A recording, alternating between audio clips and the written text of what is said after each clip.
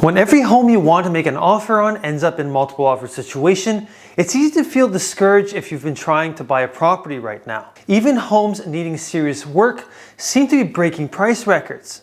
So in today's video, I'm going to share with you 7 tips that can drastically increase your chances of getting an accepted offer. But first, let's roll the intro.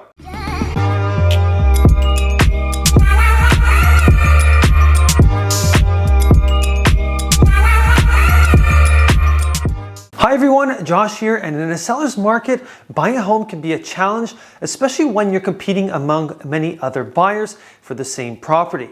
Although it is a difficult market to navigate as a buyer, here are my 7 best tips you need to know before making an offer on the home of your dreams. Starting with number 1, make your offer as clean as possible. When a seller is receiving multiple offers, choosing to make a clean offer can help you beat out other offers with conditions.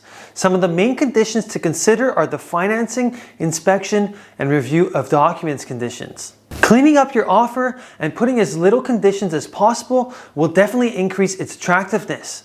A clean offer should also not be conditional to the sale of another property. Coming in at number 2, you want to make as large of a down payment as you can. It is common for most buyers to need a mortgage. However, offering to put a higher down payment is another sign of good faith to the seller. It demonstrates that you have the strong financial capabilities and that you are in a good financial position. In Canada, for a personal residence, the minimum down payment is 5%. But as you increase the down payment to 20%, for example, you send a message to the seller that you're serious about the purchase and capable of meeting all the financial obligations. My third recommendation is to offer above asking price. This might seem obvious to most, but even though we are in a seller's market, there are still buyers making low offers and hoping someone will bite. In a multiple offer situation, you will have to make your offer strong enough to beat out multiple other offers. If you want the house in this market, you're going to have to go over asking price. Don't let the thought of offering over the asking price overwhelm you. Nowadays, it is a common strategy for many sellers to list at a price below market value in order to receive multiple offers and sell over asking price. Therefore, just because you're offering over asking price, it doesn't necessarily mean you're overpaying for the home. Besides, doing this will show the seller that you're serious about buying the home and that you want them to consider you as a potential buyer. My fourth tip is to avoid asking for additional inclusions. You don't want to lose out on a home just because you wanted a dishwasher included, for example, and the other offer that you were competing against didn't ask for that additional inclusion.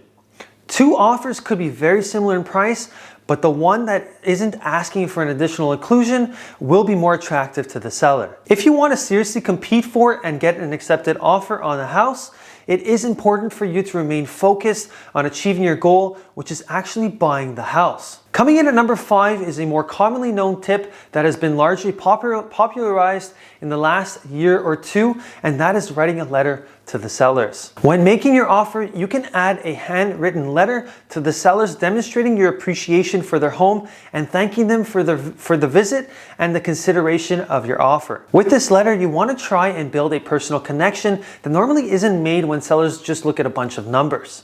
Expand on why you love the home and what caught your eye. Make sure you're honest and genuine when writing the letter, and based on personal experience, a well-written letter can work like a charm. For tip number 6, if you can afford it, pay in cash. In a competitive seller's market, buying a home with cash can drastically improve your chances of having your offer accepted. In the seller's eyes, it removes the financing condition and makes the deal much smoother. A cash offer can also help you avoid the extra fees and interest that come along with taking out a mortgage. Mortgages usually come with financing conditions, leaving the door open for the buyer to back out. When dealing with a cash offer, it proves that a buyer is serious and has the financial means to speed up the closing process, which is what sellers like to see. My last and final tip, number 7, is offering 1 month free occupancy. When you purchase a home with a mortgage, your property payment isn't due until a month after your closing date. Therefore, by delaying occupancy by a month, you can give a little more time to the seller to move without pressure, and this can help strengthen your offer. If you do offer 1 month free occupancy, make sure it is well noted in the offer in order to avoid any complications after the transaction is finalized. Well, there you have it. Those are my 7 best tips to help get you an accepted offer during a seller's market. Remember, it's important to act quickly once you find your dream home, while also taking the necessary steps to ensure your offer stands out among the competition. If you've made it this far, I want you to let me know in the comments below what strategy you think would work best in your market, or let me know your experiences if you used any of these strategies in the past. Don't forget to like, comment, subscribe, and turn on the bell notifications for more content like this, and I'll catch you next time.